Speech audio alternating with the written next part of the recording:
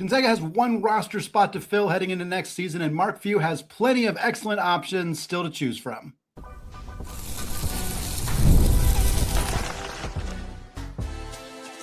You are Locked On Zags, your daily podcast on the Gonzaga Bulldogs. Part of the Locked On Podcast Network, your team every day. What is going on, y'all? Welcome into the Locked On Zags podcast, part of the Locked On Podcast Network, your team every day. I'm your host and longtime Gonzaga podcaster, Andy Patton. Today's episode is brought to you by Odoo. Great organizations win because operations matter, and that's why you should get Odoo. Try for free today at odoo.com/lockedon. That's odoo.com/lockedon. Well, we got past, present, and future Zags who are all suiting up and balling out at the FIBA World Cup qualifiers. We're going to give you an update on how Mario Saint-Supery, Izan Almansa, and a handful of former Zags are playing, representing their countries. We're going to get to that in the final segment of the show. But first, after Gonzaga's additions last week of 23-year-old French point guard Nathan de Sousa and 26-year-old well-traveled transfer Skylar Wicks, Gonzaga has now filled 14 of the 15 spots on their roster heading into the 26-27 season, their first in the new look Pac-12. So instead of focusing on the 14 players who are on the roster, we're going to do plenty of that over the next couple of months leading into the season. We're going to focus on that empty spot. What might Gonzaga do with the final spot on their roster? We'll talk about some specific player options in the second segment, but first we'll just kind of get into where we're at with the roster and kind of what types of players might be on that roster. I think the first kind of important caveat here is that 14 out of 15 roster spots, first of all, 15 is the cap in the new after the house settlement. You are capped at having 15 scholarship players on your roster. So that's part of why we're focusing on it being specifically one more player to go on the roster. But that's also with the assumption of eligibility for 3 players that right now are not guaranteed to be eligible. That would be 21-year-old Real Madrid center Izan Almansa. That would be 23-year-old French point guard Nathan de Sousa, who we just mentioned, and who we also just mentioned, 26-year-old transfer Skylar Wicks. There's no real updates on these situations. De Sousa, to me, feels very likely to get eligible. He's within the 5-year window, which the new 5-and-5 rules are getting implemented at this point.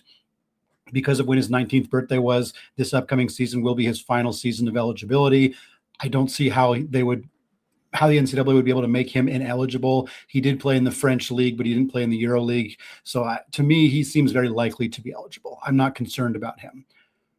Almansa is a bit more of an interesting case because he did play for the G League Ignite, but also because he went through the NBA draft process. He did not actually get selected in the 2025 NBA draft, although he was expected to get picked. He was in the green room for the second round and just didn't happen to get picked at that time, but he has not signed an NBA contract. He's playing with Real Madrid, which is potentially going to be a challenge there, but no updates on Almansa's eligibility at this point. I think the staff hopefully feels pretty good about where he's at this point. And then Wicks, really a baffling one here. 26 years old, been in college for 6 years. I understand the case for eligibility. He redshirted one of those years. He only played 10 games, another one of those years. Like there is absolutely a case under kind of the old rules of college basketball that would allow Skylar Wicks to be eligible, but I'm not sure. The way that I put it on the last episode of last week with the great Christian Rao of Locked On Pac-12, I don't think the NCAA wants Skylar Wicks to be eligible. That does not mean that he won't be. It just means that it might be a bit of a battle in order to get him eligible.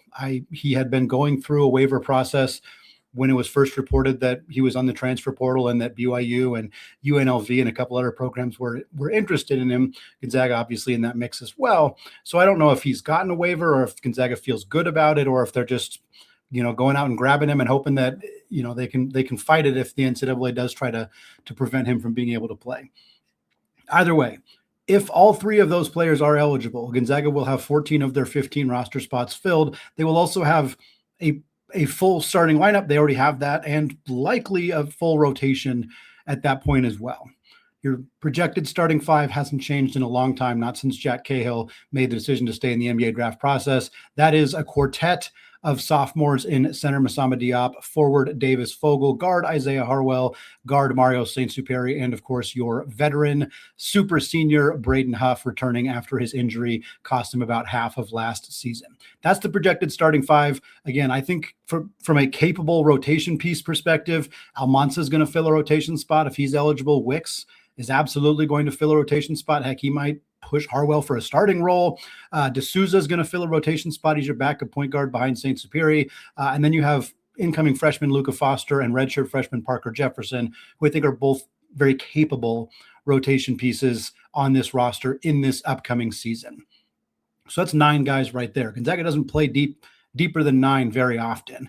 You also have Juwan Akanga-Ahawa, the 18-year-old French wing, who, again, might be good enough to play right away, but the early reports are that he's fairly raw and that the staff isn't viewing him as somebody who's going to be a big-time contributor right away. So I think he's kind of right on the outside of the rotation. You also have incoming 4-star center Sam Funches, who's kind of your 4th big, actually your 5th big, really, behind Diop, Huff, Almansa, and Jefferson. Again, a guy who might redshirt or might not play very much in year 1. And then you have the 2 walk-ons, Carter Nilsson, the son of former WCC Defensive Player of the Year Mike Nilsson, as well as Alonzo Metz, who redshirted on this team last year. So that's where we're at with 14 players. And to me, I don't know that I see Gonzaga going out and getting a player who either is like very much locked into a rotation spot or is like seriously going to contend for a rotation spot. I don't know that Gonzaga goes out and finds that guy. For starters, without knowing their exact budget, I'm guessing they've exhausted most of it. I think the money they had earmarked for Jack Cahill that they ended up not having to use, I think a lot of that has gone to Wicks and to Sousa in order to get those guys to come to campus. We know they spent a lot of money on Massamba Diop, and frankly, retaining the 3 stars from last year in Huff, Fogel, and Saint-Supery was not cheap either. So I don't know that they have a ton of money to spend on the 15th and final player on this roster. But beyond that, I don't know that they're even going to attempt to get somebody to compete for a rotation spot because they just don't have a ton of them available. It sort of depends on how confident they're feeling right now about Wicks and Sousa and Almansa. If they're fairly concerned that one of these guys is not going to end up being eligible, I could see them trying to address that position. If they're worried about Almansa, they'll go out and try to get like a rebounding big. Not a lot of them out there, but if they think they can find somebody there, maybe that's the direction they go. If they're concerned about Wicks, do they go get another 2 guard? If they're concerned about Sousa, do they go get another point guard? I think that's kind of one of the elements of this, is kind of depending on how they feel about the eligibility status of 3 of their players, 3 potentially key rotation players for this team. It kind of puts them in a bit of a bind without a ton of availability for players at this point, and certainly not a ton of just free flowing money sitting around to spend on players as kind of insurance pieces for those 3 guys in terms of their eligibility. But I could also see them going after just another walk-on type. I mean, let's be real. Gonzaga usually has 3 to 4, maybe even 5 walk-ons. Obviously, they haven't been capped at 15 players in the past, so I don't think it's going to be as many. But right now, they only have 2 in Nilsson and Metz. Having a third walk-on with 12 players who are actually like either contending for rotation spots this year or who are like developmental pieces that are going to be rotation pieces down the line. If 12 of your 15 roster spots are going to those guys and 3 of them are walk-ons, that feels like a pretty good balance. And that would mean having this final spot go to somebody like that.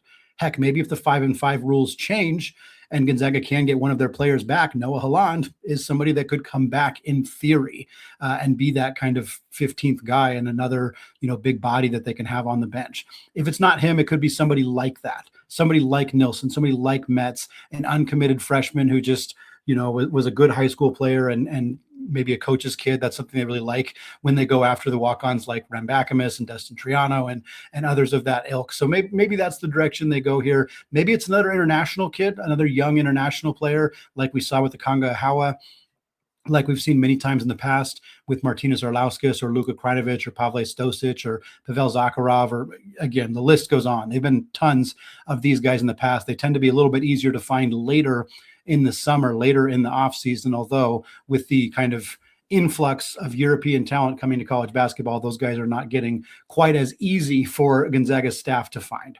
It could also be a transfer, and that's the direction that I want to go here in the second segment. What who are some of the options that Gonzaga could pursue that are still available in the transfer portal. I'll give you little bios on 3 of them and a couple other names to keep an eye on coming up here in just a second. But first, folks, today's episode is brought to you by Odoo. Running a business shouldn't feel like you're trying to connect a bunch of systems that were never designed to work together. You got an app for accounting, you got another for inventory, and another for sales, and somehow none of them actually talk to each other. And that's where Odoo comes in. Odoo is an all-in-one business management software that brings every part of your business together in one powerful platform. From sales and accounting to inventory and marketing, everything works in one place, helping your team to move faster, to stay organized, and focused on growing the business instead of having to just manage software. Because the best organizations, they know that success isn't just about talent, it's about having everyone working toward the same goal. It's true in sports, just like it's true in business. And one thing that always stands out is when an organization can get everybody pulling in the same direction. It's not just about having one great player or having one great coach. It's a coordinated effort across the entire organization to make things a massive success. Great organizations win because operations matter.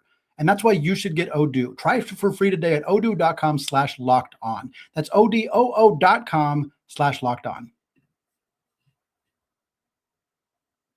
All right, folks, segment 2, still Andy Patton, still Locked On Zags podcast, still part of the Locked On Podcast Network, your team every day. And if you never miss an episode, it's time for you to make it official. Join the Locked On Everydayer Club. You'll get ad-free audio, access to our members-only Discord, and more. It's all built for our most loyal fans. Just go to lockedonzags.supercast.com or click the link in the show notes to learn more and join your team's community.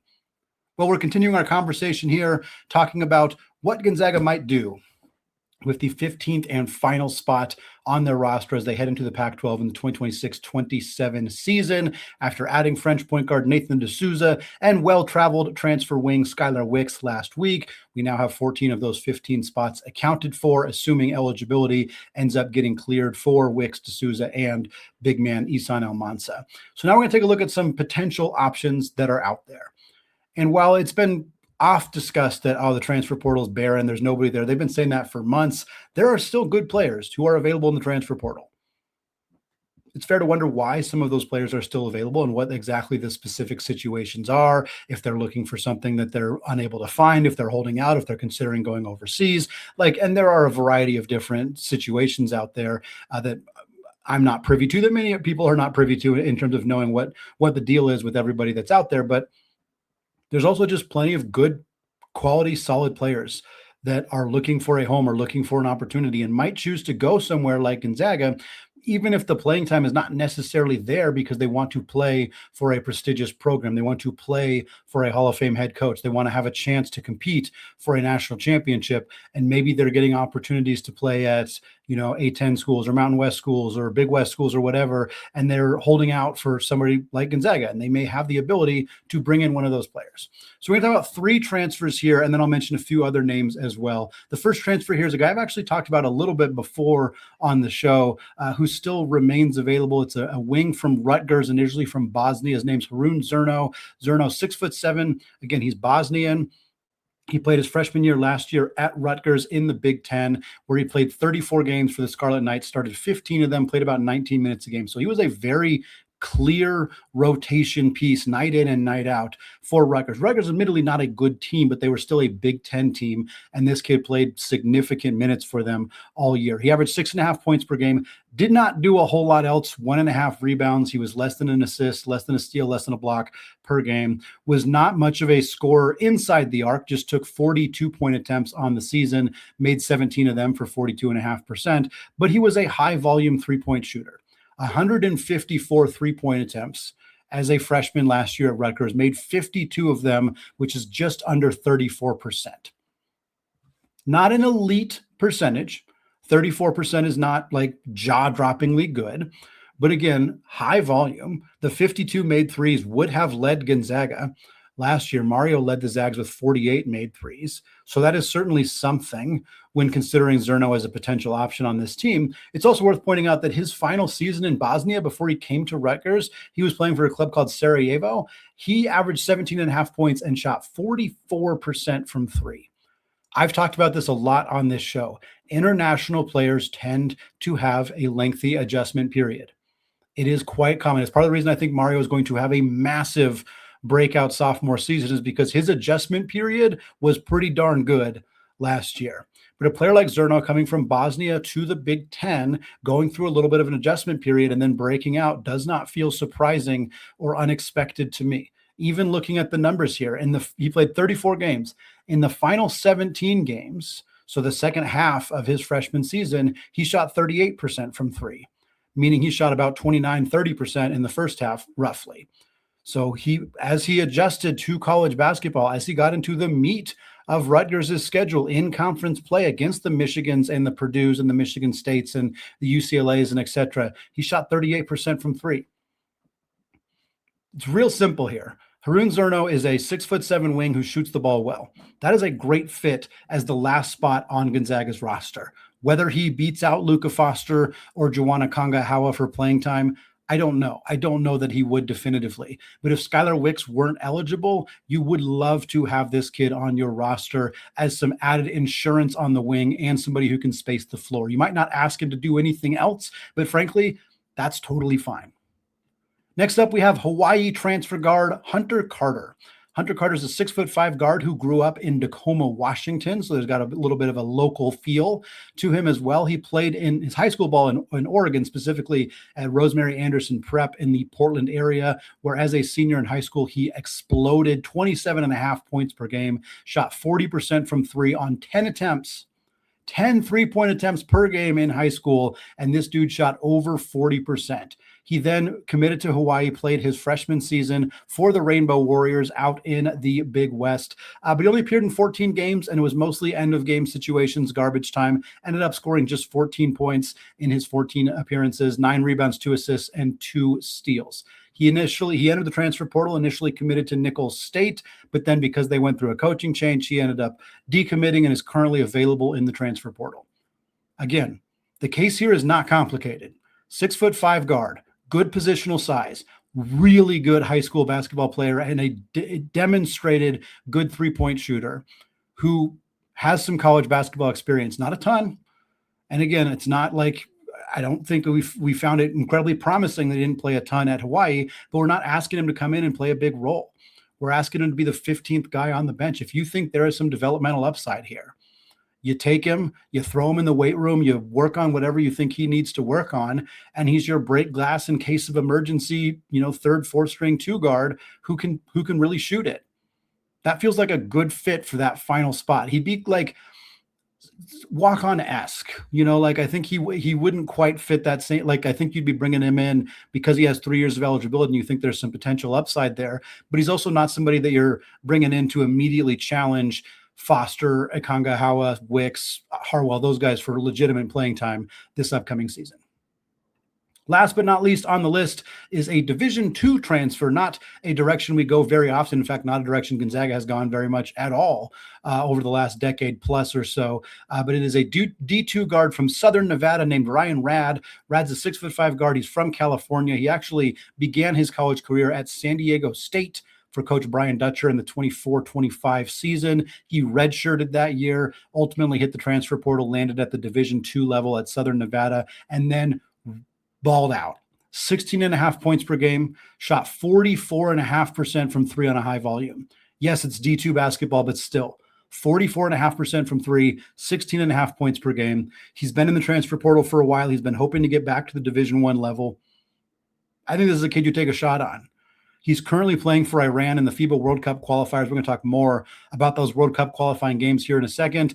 On Sunday, he scored 6 points, shot 2 of 6 from three with a rebound in 15 minutes in a 21-point win for Iran over Syria. So he is getting some experience internationally, getting to compete against older international professional players, getting that exposure as well. This is a kid that I think really has some upside. And again, we're talking – we'll continue to reiterate, we're talking about the last spot on the roster.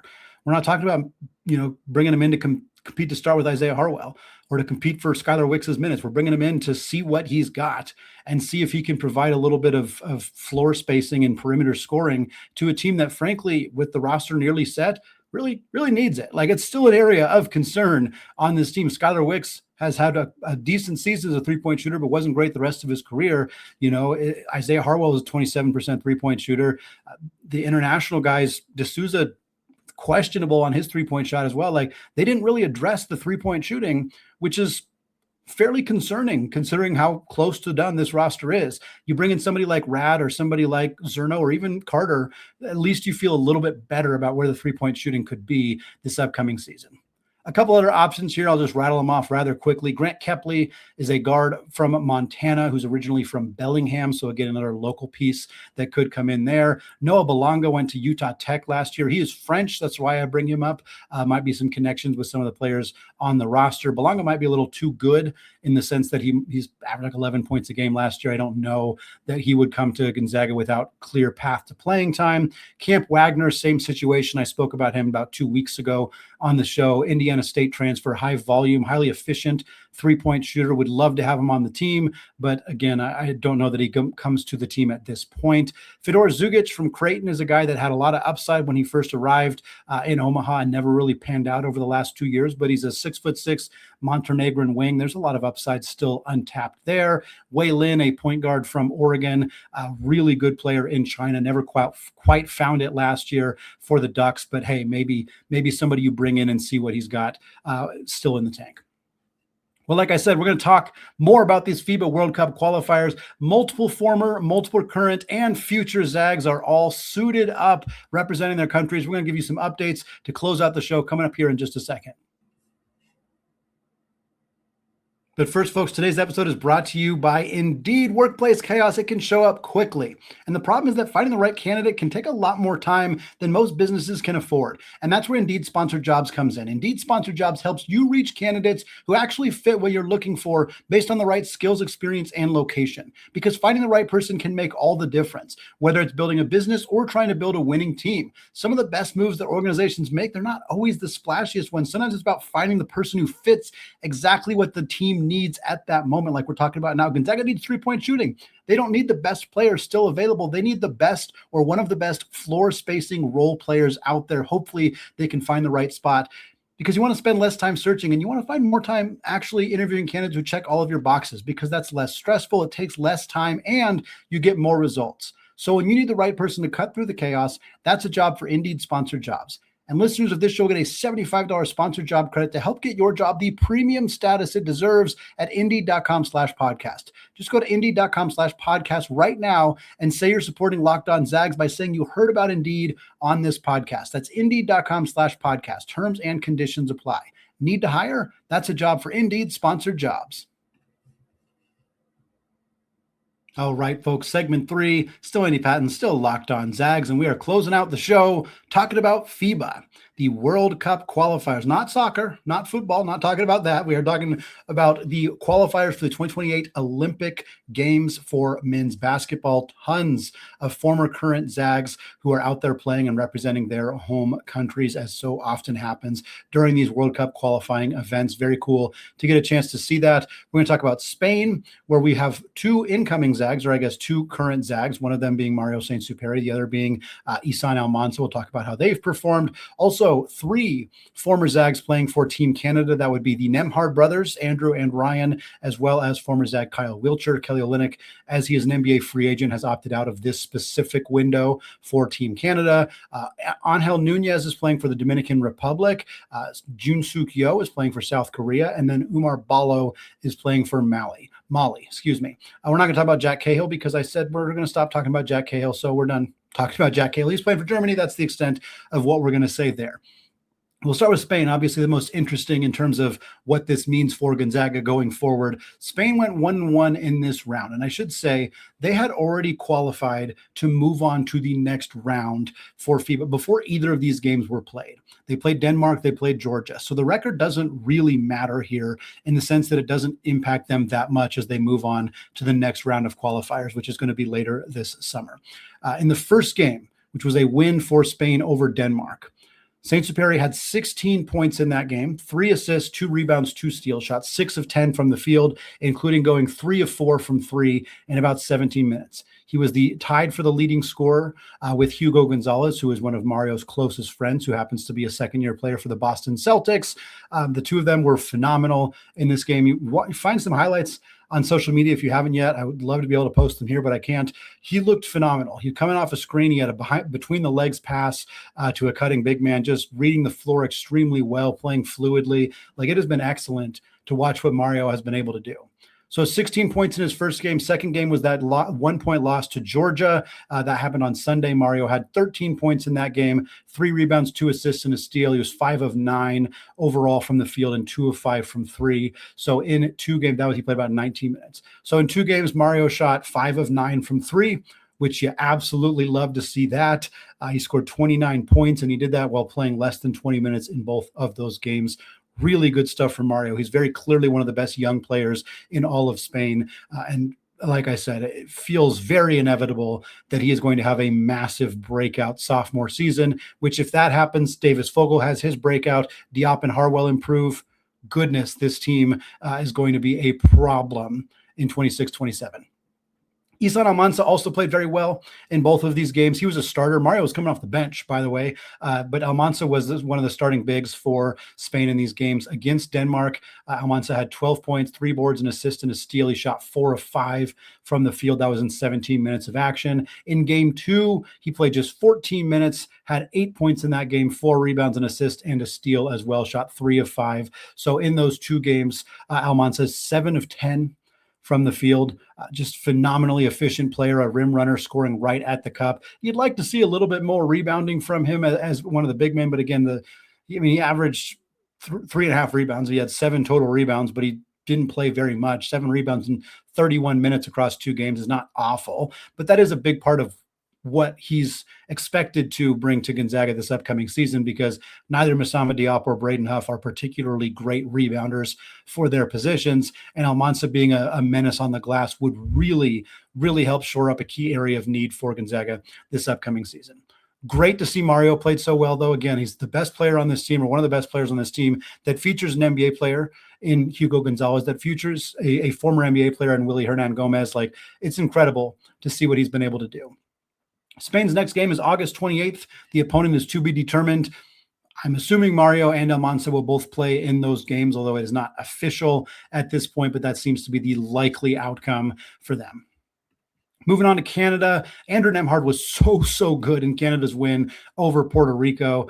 This was a 110-84 win on Friday. And Andrew had 23 points in that game in 26 minutes. He shot 9 of 11 from the field. Just a dominant performance from Nembhard. He was the best player on the floor, and 2-time MVP Shai Gilgeous-Alexander was playing in this game. Ryan had 4 points and 2 assists off the bench in 11 minutes. Wiltshire had 4 points and 5 rebounds off the bench in 11 minutes as well. Next up for them, as I'm recording this on Sunday afternoon, they are taking on Jamaica on Monday at 4:10. Most of these games are available on the FIBA website. You can go to courtside. $16.91, I believe, is what it is. You gotta buy a streaming package if you want to, but they're a lot of fun. These games are fun to watch, and it's fun to see a lot of former and, again, current Zags participating in these games.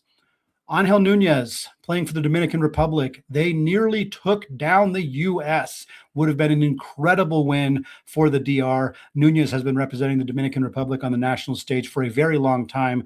He had 6 points, 3 boards, and an assist in this game. Played back at Gonzaga about a decade ago after spending some time at Louisville before coming to GU. Next up for the Dominican Republic is they're taking on Nicaragua on Monday at 5 p.m. Couple Zags who ended up transferring, we'll talk about quickly here to get us out. Jun-Suk Yo in South Korea, they play their first game on Monday at 3:30 against Japan. Back in the earlier window, back in March, Yo played for Korea on March 7th against Taipei. In that game, he had 15 points, 8 rebounds, and an assist in 39 minutes. Yo is one of the best players representing South Korea, and I'm excited to see what he does against Japan on Monday. And then Oumar Ballo, playing for Mali, his country, over in Africa in the World Cup qualifiers. There's the African World Cup qualifiers, the Asian World Cup qualifiers, European and Americas. So obviously Ballo with the Africa qualifiers. They beat Uganda on Saturday, 82-59 was the final score. Ballo, the starting center for Mali, had 10 points, 11 boards, and 3 assists. And then they lost on Sunday to Angola, 88-74. He had nearly a double-double in that one, 9 points, 9 boards, 4 blocks, 2 steals, shot 4 of 9 in 33 minutes in that game. Fun to see how these guys are doing. Always fun to track the internationals and things of that nature. Certainly exciting to see how Mario and Almansa are playing for Spain and what that might mean for Gonzaga this upcoming season.